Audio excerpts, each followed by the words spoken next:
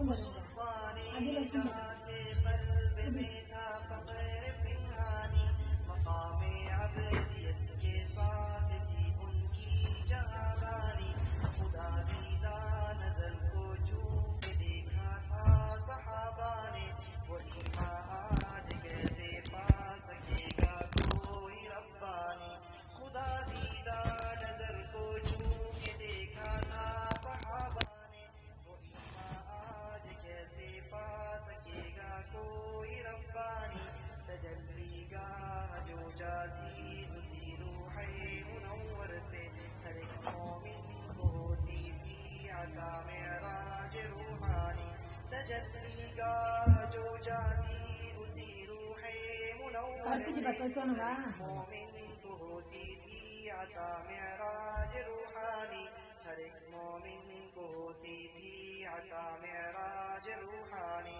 مبارک ان کی آنکھوں کو مبارک ان کی آنکھوں کو مبارک ان کی آنکھوں کو کہ جن آنکھوں نے دیکھے تھے نبی کے چہرے انور پہ جلوہ ہائے ربانی نبی کے چہرے انور پہ جلوہ ہائے ربانی جنہوں نے مال و زر بھی آبرو بھی جان بھی دے دی کوئی جانے گا کیا ان کا مقام کیف احسانی کوئی جانے گا کیسے کوئی جانے گا کیا ان کا مقام کیف احسانی ہمیشہ ہر صحابی راہ سنت کا تھا شہدائی ہمیشہ ہر صحابی راہ سنت کا تھا شہدائی وہ دیوانے تھے لیکن خاک پاتی ان کی فرزانی وہ دیوانے تھے لیکن خاک پاتی ان کی فرزانی یہ کیسا معجزہ تھا دوستو شان رسالت کا یہ کیسا معجزہ تھا دوستو شان رسالت کا شدر پانوں کو بخشے جس نے آداب جہاں بانی یہ کیسا معجزہ تھا دوستو شان رسالت کا شدر پانوں کو بخشے جس نے آداب جہاں بانی خدا ان سے راضی اور وہ رب سے ہوئے راضی خدا ان سے راضی اور وہ رب سے ہوئے راضی شہادت اس حقیقت پر ہے خود آیات قرآنی خدا ان سے راضی اور وہ رب سے ہوئے راضی خدا ان سے راضی اور وہ رب سے ہوئے راضی شہادت اس حقیقت پر ہے خود آیات قرآنی بھلا غیر صحابی پا سکے گا مرتبہ ان کا کہ ہے منصوص ان پر رحمت حق فضل رحمانی کہ ہے منصوص ان پر رحمت حق فضل رحمانی صحابہ کی محبت کو بھی ہم ایمان سمجھتے ہیں کہ ان کے دم سے امت کو ملی تعلیم قرآنی کہ ان کے دم سے امت کو ملی تعلیم قرآنی صحابہ کی محبت کو بھی ہم ایمان سمجھتے ہیں کہ ان کے دم سے امت کو ملی تعلیم قرآنی کہ ان کے دم سے امت کو ملی تعلیم قرآنی حضرت مولانا نور اللہ مرتضی کا مکتہ ہے صحابہ کی حیات با وفا تاریخ ایمان ہے صحابہ کی حیات با وفا تاریخ ایمان ہے جو اختر دے رہی ہے رات دن پیغام ایمانی جو مظہر دے رہی ہے رات دن پیغام ایمانی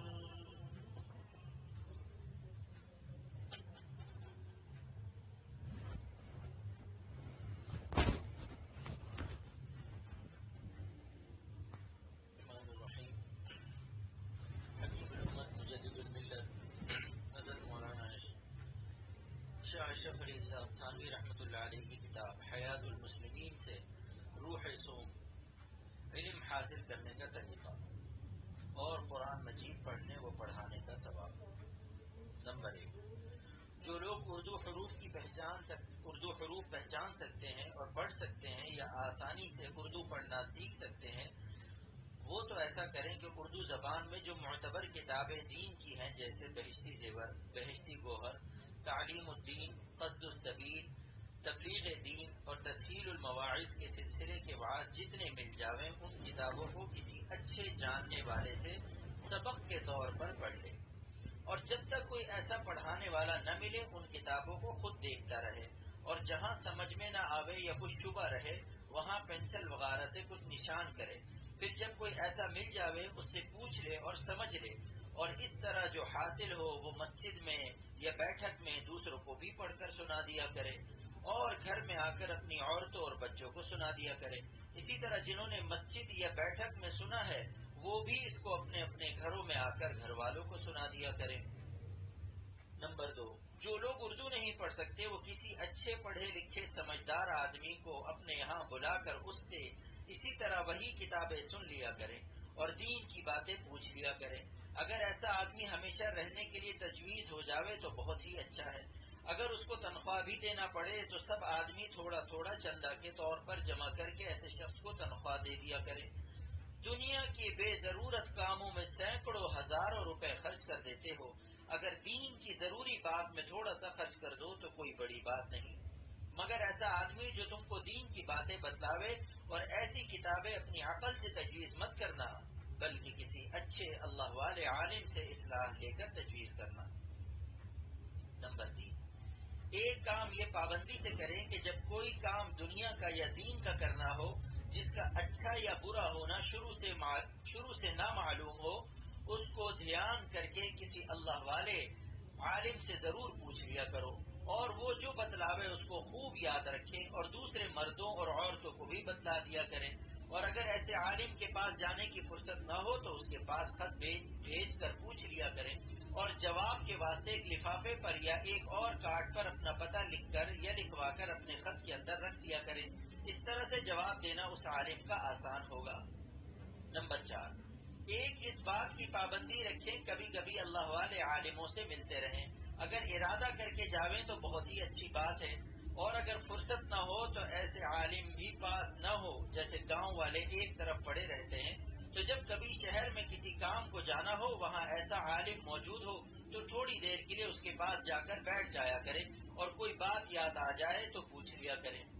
نمبر 5، ایک کام ضروری سمجھ کر یہ کیا کریں کہ کبھی کبھی مہینے 2 مہینے میں کسی عالم کی صلاح سے کسی واعظ کہنے والے کو اپنے گاؤں یا اپنے محلے میں بلا کر اس کا واعظ سنا کریں، جس سے اللہ تعالیٰ کی محبت اور خوف دل میں پیدا ہو کہ اس سے دین پر عمل کرنا آسان ہو جاتا ہے۔ یہ مختصر بیان ہے دین سیکھنے کے طریقوں کا، اور طریقے بھی کیسے آسان۔ اگر پابندی سے ان طریقوں کو جاری رکھیں گے تو دین کی ضروری باتیں بلا محنت حاصل ہو جائیں گی، اور اس کے ساتھ ہی 2 باتوں کا اور خیال رکھیں کہ وہ بطور پرہیز کے ہیں۔ ایک یہ کہ کافروں اور گمراہوں کے جلسوں میں ہرگز نہ جاویں۔ اول تو کفر اور گمراہی کی باتیں کان میں پڑنے سے دل میں اندھیرا پیدا ہو جاتا ہے، دوسرے بعض دفعہ ایمان کے جوش میں ایسی باتوں پر غصہ آ جاتا ہے، پھر اگر غصہ ظاہر کیا تو بعض دفعہ فساد ہو جاتا ہے، بعض دفعہ اس فساد سے دنیا کا بھی نقصان ہو جاتا ہے، بعض دفعہ مقدمے کا جھگڑا کھڑا ہو جاتا ہے جس میں وقت بھی خرچ ہوتا ہے اور روپیہ بھی۔ یہ سب باتیں پریشانی کی ہیں، اور اگر غصہ ظاہر نہ کرے تو دل ہی دل میں گھٹن اور رنج پیدا ہوتا ہے، خواہ مخواہ بیٹھے بیٹھائے غم خریدنے سے کیا فائدہ۔ دوسری بات یہ ہے کہ کسی سے بحث مباحثہ نہ کریں، اس میں بھی اکثر ویسے ہی خرابیاں ہو جاتی ہیں جن کا بھی بیان ہوا۔ ایک بڑی خرابی دونوں باتوں میں اور ہے جو سب خرابیوں سے بڑھ کر ہے، وہ یہ کہ ایسے جلسوں میں جانے سے یا بحث مباحثہ کرنے سے کوئی بات کفر کی اور گمراہی کی ایسی کان میں پڑ جاتی ہے جس سے خود کو بھی شبہ پیدا ہو جاتا ہے، اور اپنے پاس اتنا علم نہیں ہوتا جو اس شبہ کو دل سے دور کر سکے، تو ایسا کام کیوں کرے جس سے اتنا بڑا نقصان ہونے کا ڈر ہو۔ اور اگر کوئی خواہ مخواہ بحث چھیڑنے لگے تو سختی سے کہہ دو ہم سے ایسی باتیں مت کرو۔ اگر تم کو پوچھنا ہی ضروری ہو تو عالموں کے پاس جاؤ۔ اگر ان سب باتوں کا خیال رکھو گے تو دوا اور پرہیز کو جمع کرنے سے انشاءاللہ تعالی ہمیشہ دین کے تندرست رہو گے، کبھی دین کی بیماری نہ ہوگی۔ اللہ تعالی توفیق دے، آمین۔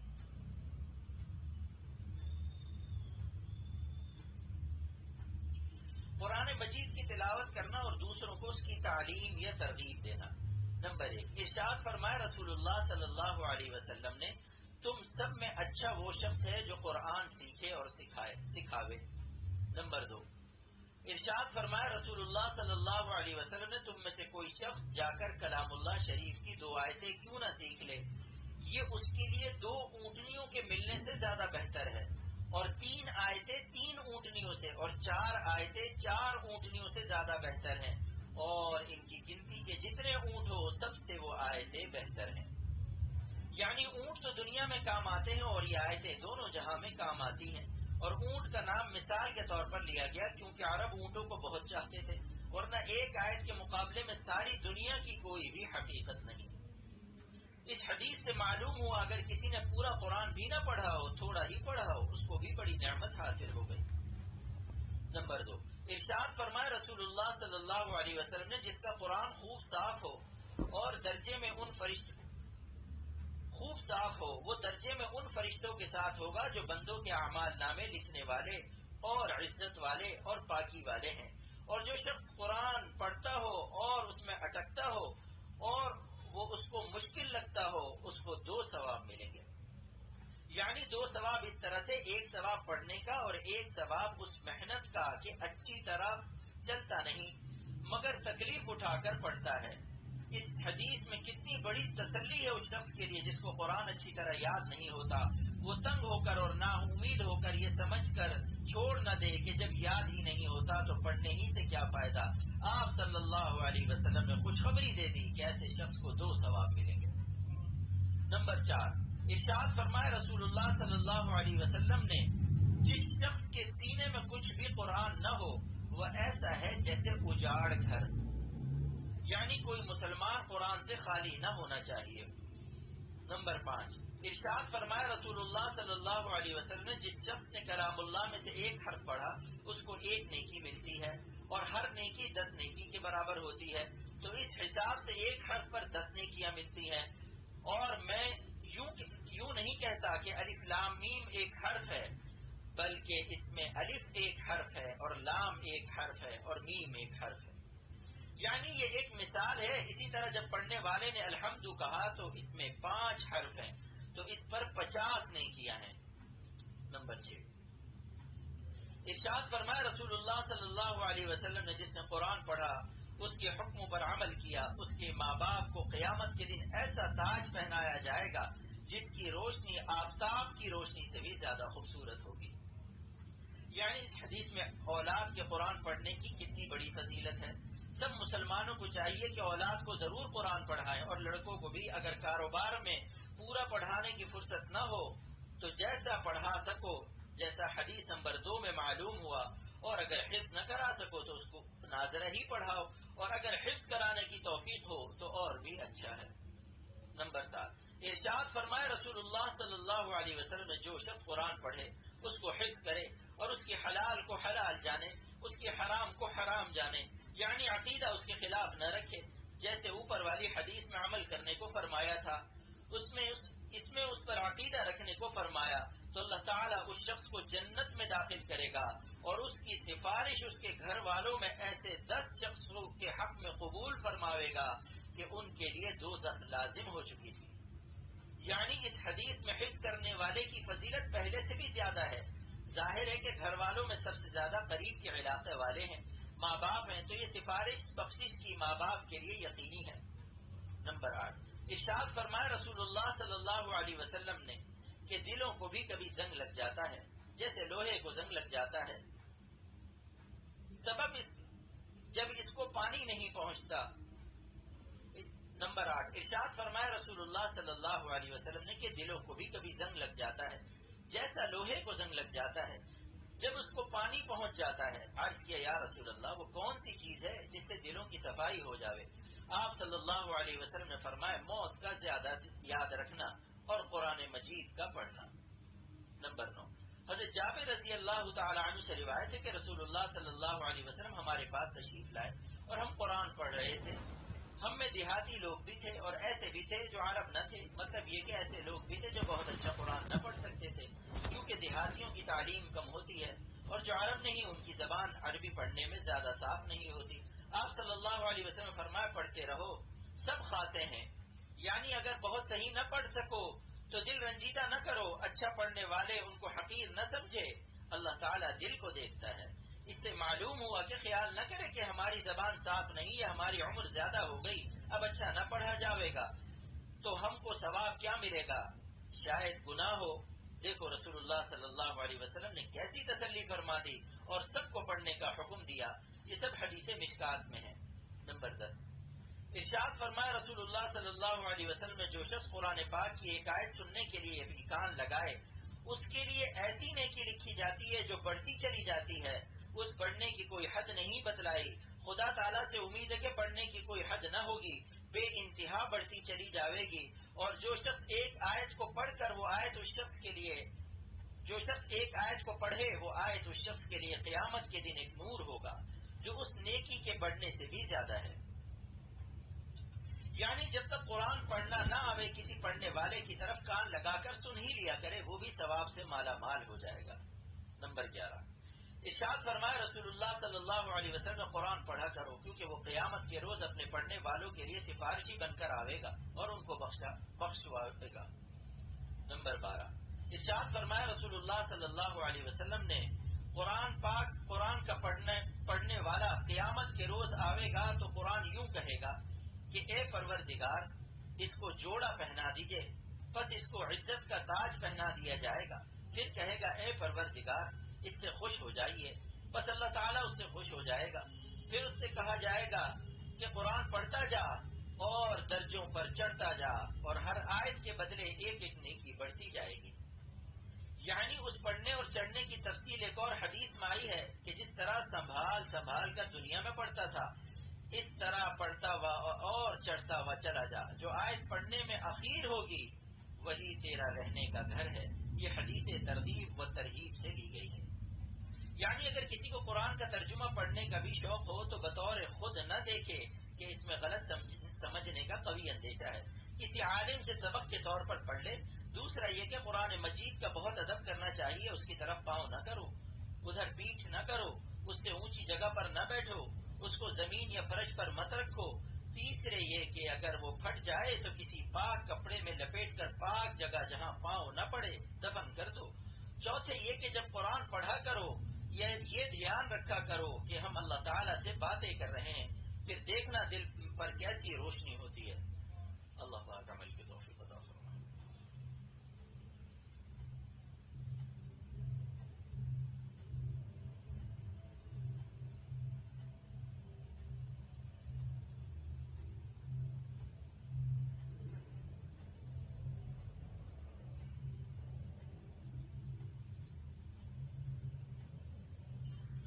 بسم اللہ الرحمن الرحیم۔ شیخ العرب برعجم عارف اللہ حضرت مولانا شاہ کی محمد اختر صاحب رحمۃ اللہ علیہ کی کتاب بعثت نبوت کے مقاصد سے چند صفحات پڑھ کر سناتا ہوں۔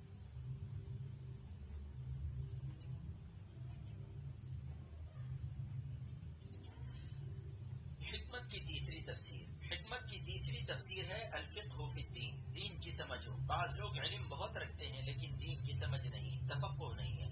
دین کی سمجھ بھی ہونی چاہیے۔ میرے شیخ سے عبد الغنی صاحب رحمۃ اللہ علیہ فرماتے تھے 1 من علم کے لیے 10 من عقل چاہیے۔ 1 من علم را 10 من عقل باید۔ ایک علم کے لیے عقل اور فہم بھی چاہیے۔ بے وقوف انسان کو اگر مولوی بنا دو تو ہر جگہ طاقت استعمال کرے گا۔ مولانا ابرار الحق صاحب دامت برکاتہم نے فرمایا کہ لندن میں ایک شخص نے گیراج میں موٹر پیش کی کہ اس کو ٹھیک کر دو۔ اس نے ایک چھوٹی سی ہتھوڑی اٹھائی اور ایک پرزے پر ٹھک سے مار دیا اور کہا لائیے 10 پاؤنڈ، جو یہاں کا 500 روپیہ ہوا۔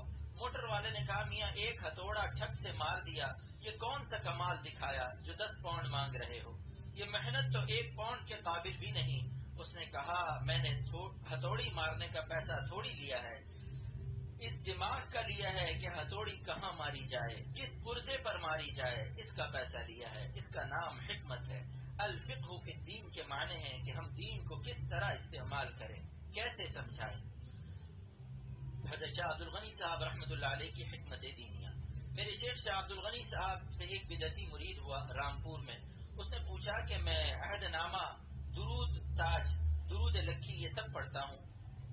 حضرت نے اس سے پوچھا کہ کتنی دیر تک پڑھتے ہو؟ کہا 25 منٹ۔ حضرت نے فرمایا کہ حضور صلی اللہ علیہ وسلم کا بنایا ہوا درود زیادہ بہتر ہے یا علماء کا؟ اس نے کہا علماء تو غلام ہے حضور صلی اللہ علیہ وسلم کے، حضور صلی اللہ علیہ وسلم تو ہمارے آقا ہیں۔ فرمایا کہ تحیات کے بعد جو درود شریف ہے یہ حضور صلی اللہ علیہ وسلم کا عطا فرمودہ ہے، لہذا تم اس درود کو 25 منٹ پڑھ لیا کرو۔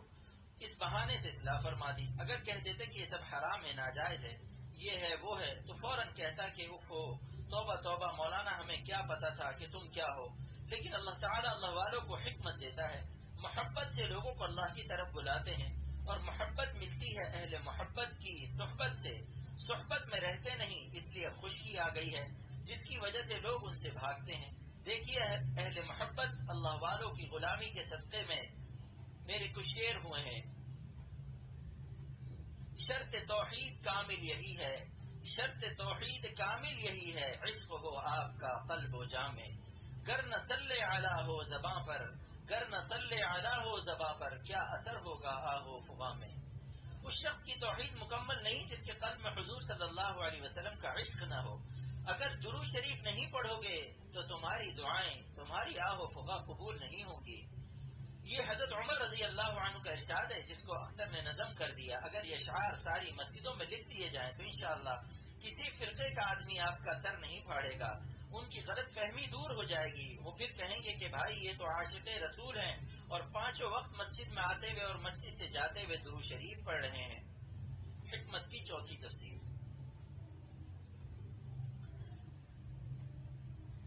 ما تکمل بہ النفوس، یہ فعل مضارع مجہول ہے، وہ علوم کے جن سے انسانوں کے نفس اللہ والے بن جاتے ہیں۔ من الاحکام والمعارف، ایسے احکام، ایسے علوم و معارف بیان کیے جائیں جن سے انسان کا نفس مجلہ، مصفہ، مزکہ ہو کر اللہ والا بن جائے، وہ سب حکمت میں داخل ہے۔ ما تکمل بہ النفوس مضارع مجہول ہے، یہ مفعول ما لم یسمى فاعلہ ہو کر مرفوع ہو رہا ہے۔ اس پر پیش ہے ما تکمل بہ النفوس من الاحکام والمعارف، من بیانیہ ہے، وہ کیا چیز ہے جس سے نفوس پاک ہوتے ہیں۔ اللہ کے احکام کو اور معارف کو محبت و عظمت کے ساتھ بیان کرو تاکہ معرفت حاصل ہو، معرفت سے محبت پیدا ہوگی اور محبت سے فرما برداری کی توفیق ہوگی۔ اگر معرفت اور پہچان نہیں تو پھر محبت بھی نہیں ہوگی۔ نازم آباد میں میرے پاس دو شیخ الحدیث آئے، دونوں پاس بیٹھے ہوئے تھے، دونوں ساتھ پڑھے ہوئے تھے مگر پہچان نہیں تھی کیونکہ 40 سال کے بعد ملے تھے، دونوں اجنبی کی طرح میرے پاس بیٹھے ہوئے تھے۔ میں نے تعارف کرایا کہ یہ خیر المدارس کے محدث اور یہ ٹنڈو اللیار کے محدث ہیں۔ یہ سننا تھا کہ دونوں کھڑے ہو گئے اور ایک دوسرے کے سینے سے لپٹ گئے کہ ارے ہم دونوں تو ساتھ پڑھتے تھے، تو محبت کب ہوئی؟ جب معرفت ہوئی، ورنہ دونوں ایک دوسرے کو دیکھ رہے تھے اجنبی کی طرح، ایک دوسرے کو دیکھ رہے تھے لیکن محبت کا جوش نہیں ہو رہا تھا، عدم معرفت سے عدم محبت تھی۔ جب میں نے تعارف کرایا تو دونوں کھڑے ہو کر لپٹ گئے، میرا شکریہ ادا کیا۔ اسی طرح معرف بندے کی اللہ سے جان پہچان کرا دے، اسی طرح جو معرف بندے کی اللہ تعالیٰ سے جان پہچان کرا دے اس کا بھی شکریہ ادا کیا جاتا ہے۔ اگر 4 سال کے بچے کو اس کا ابا چھوڑ کر چلا جائے اور 20 سال کے بعد آئے تو وہ بچہ ابا کو نہیں پہچانے گا، اپنے ساتھ ایک بڑے میاں کو لے جائے گا کہ بڑے میاں آپ میرے ابا کو دیکھے ہوئے ہیں، پہچانتے ہیں، چلے آپ ایئرپورٹ پر ایک بڈھا کہتا ہے کہ بیٹا بستر اٹھاؤ، وہ کہے گا کیا بیٹا بیٹا کر رہے ہو، میں اپنے ابا کو ڈھونڈ رہا ہوں، تو وہ بڈھا معرف کہتا ہے ارے یہی تو تیرا ابا ہے، تب بیچارہ رو کر معافی مانگتا ہے کہ ابا مجھے معاف کر دیجئے، میں نے آپ کو پہچانا نہیں تھا۔ تو ایسے ہی جب اللہ والوں کے ذریعے اللہ تعالیٰ کی پہچان ہو جاتی ہے تب وہ اللہ کی عبادت، نماز، روزہ کرتا ہے، نظر بچانے کی تکلیف اٹھاتا ہے اور کہتا ہے اللہ میاں اب تک جو میں نے آپ کے احکام کے بوجھ نہیں اٹھائے میری نالائکی کی، معاف فرما دیجئے۔ حکمت کی 5ویں تفسیر، اور 5ویں تفسیر ہے وضع الاشیاء فی محلہا، محل کی جمع محال ہے، یعنی ہر چیز کو اس کے محل میں استعمال کیا جائے۔ جس چیز کو جس کام کے لیے اللہ نے بنایا اس کو اسی کام میں استعمال کرو۔ آنکھیں کعبہ شریف دیکھنے کے لیے، والدین کو دیکھنے کے لیے، جو اپنے ماں باپ کو رحمت کی نظر سے دیکھتا ہے اس کو ایک حج مقبول کا ثواب ملتا ہے۔ ان آنکھوں کو وہاں خرچ کرو۔ ینظر الی والدیہ، جو اپنے والدین کو دیکھے محبت سے، نظرت رحمت کی نظر سے دیکھے کہ ایک دن ہم چھوٹے سے تھے، ماں باپ نے ہم کو پالا، تو اس نظر رحمت کے صدقے میں حضور صلی اللہ علیہ وسلم فرماتے ہیں ایک حج مقبول کا ثواب ملے گا۔ صحابہ نے پوچھا کہ اگر ہم 100 مرتبہ اپنے ماں باپ کو رحمت سے دیکھیں تو کیا اللہ 100 حج کا ثواب دے گا؟ فرمایا کہ اللہ پاک اس سے بھی زیادہ کریم ہیں وہاں کوئی کمی نہیں. تو یہ 5 تفسیریں ہیں کہ ہر چیز کو اس کے محل میں خرچ کرو. جس چیز کو اللہ تعالیٰ نے جس کام کے لیے بنایا اس میں استعمال کرو، اور جس چیز سے منع فرما دیا اس سے رک جاؤ. کانوں کو گانا سننے سے منع کیا گیا، آنکھوں کو نامحرم کے دیکھنے سے منع کیا گیا، زبان کو حرام کھانے سے منع کیا گیا. جن اعضاء کو جس کام کے لیے اللہ نے پیدا کیا وہی کام ان سے لو، جس کام سے روکا ہے وہ کام ان اعضاء سے نہ کرو. یہی ہے وضع الاشیاء فی محلها. اللہ پاک عمل کی توفیق عطا فرمائے.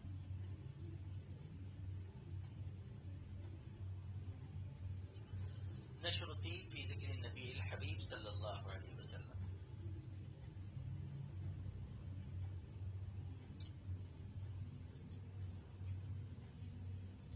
10ویں فصل، جوانی سے نبوت تک کے کچھ حالات. پہلی روایت، جب آپ صلی اللہ علیہ وسلم 14-15 سال کے ہوئے اور بعض کے بقول 20 سال کے ہوئے تو قریش اور قیس اعلان میں لڑائی ہوئی. اس لڑائی میں آپ صلی اللہ علیہ وسلم نے بھی شرکت کی اور فرمایا میں اپنے چچاؤں کو دشمن کے تیروں سے بچاتا تھا. فائدہ، اس سے ثابت ہوتا ہے کہ آپ صلی اللہ علیہ وسلم شروع سے ہی بہادر تھے. دوسری روایت، جب آپ صلی اللہ علیہ وسلم 25 سال کے ہوئے تو حضرت خدیجہ بنت خویلد نے قریش میں ایک مالدار خاتون تھی اور تاجروں کو اپنا مال اکثر مزاربت کے لیے دیا کرتی تھی. آپ کی سچائی، امانت داری، حسن معاملہ اور اخلاق کی خبر سن کر آپ صلی اللہ علیہ وسلم سے درخواست کی کہ میرا مال مزاربت پر شام لے جائیں. میرا غلام میسرہ آپ کے ساتھ جائے گا، جسے آپ صلی اللہ علیہ وسلم نے قبول فرما لیا. چنانچہ آپ صلی اللہ علیہ وسلم ان کا مال لے کر شام تشریف لے گئے. جب آپ صلی اللہ علیہ وسلم شام پہنچے تو کسی جگہ ایک درخت کے نیچے قیام فرمایا. وہاں ایک راہب کا عبادت خانہ تھا. اس نے آپ صلی اللہ علیہ وسلم کو دیکھا تو میسرہ سے پوچھا یہ کون ہے؟ میسرہ نے کہا حرم میں رہنے والے قریشی ہیں. راہب نے کہا اس درخت کے نیچے نبی کے علاوہ کبھی کسی نے قیام نہیں کیا. اس کے علاوہ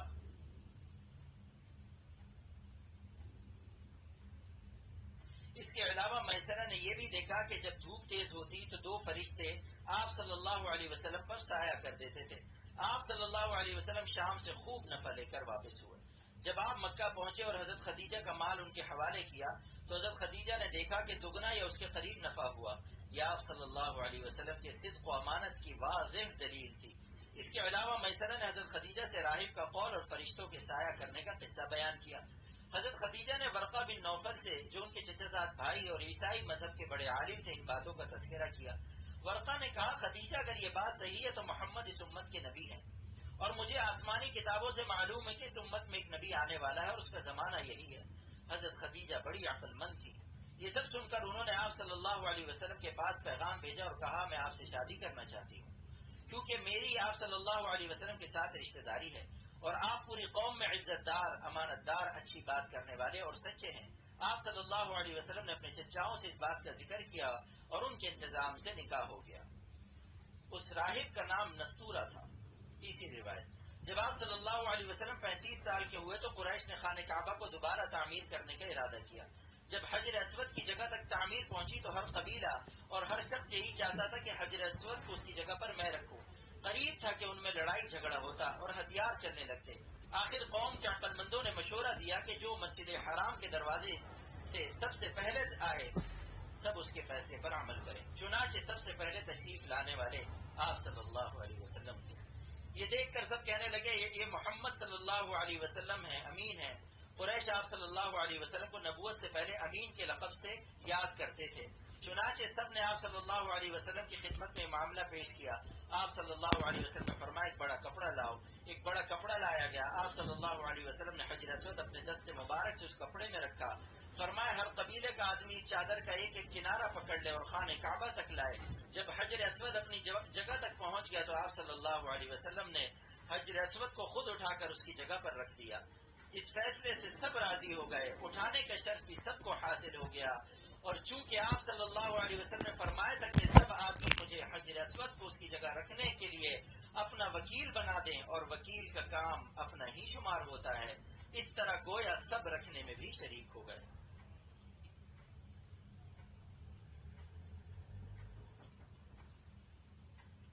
بسم اللہ الرحمن الرحیم. الحمد للہ رب العالمین والعاقبۃ للمتقین والصلاة والسلام على اشرف الانبیاء والمرسلین نبینا مصطفى مولانا محمد وعلى آلہ واصحابہ اجمعین. یا اللہ ہمارے گناہوں کو معاف فرما دیجیے، ہماری خطاؤں کو درگزر فرما دیجیے، ہمارے سیئات کو حسنات سے بدل دیجیے، ہمارے خطیئات کو طاعات سے بدل دیجیے۔ پیارے محبوب صلی اللہ علیہ وسلم کے صدقہ بخیر اس بیماری کو ختم فرما دیجیے، جملہ روحانی اور جسمانی بیماری سے ہم سب کو شفا کلی عطا فرما دیجیے، ہمارے دلوں کو اپنی محبت کے لیے قبول فرما لیجیے، تعلق مع اللہ نصیب فرما دیجیے، ہم سب کو 100% اللہ والا بنا لیجیے، ہماری اولاد کو بھی اللہ والا بنا لیجیے، ہم سب کی جملہ جائز حاجات کو پورا فرما دیجیے، ہر قسم کے ابتلاء، امتحان، مصیبت اور پریشانیوں سے ہم سب کی حفاظت فرما دیجیے۔ یا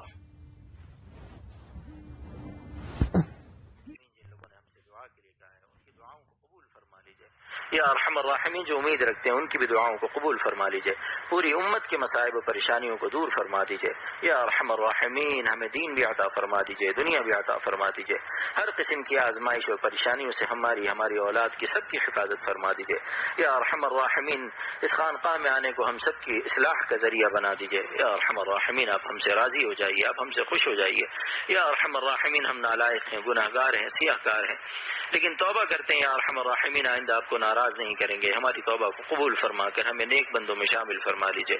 وصلی اللہ تعالی علی خیر خلقہ محمد وعلی آلہ واصحابہ اجمعین برحمتک یا ارحم الراحمین۔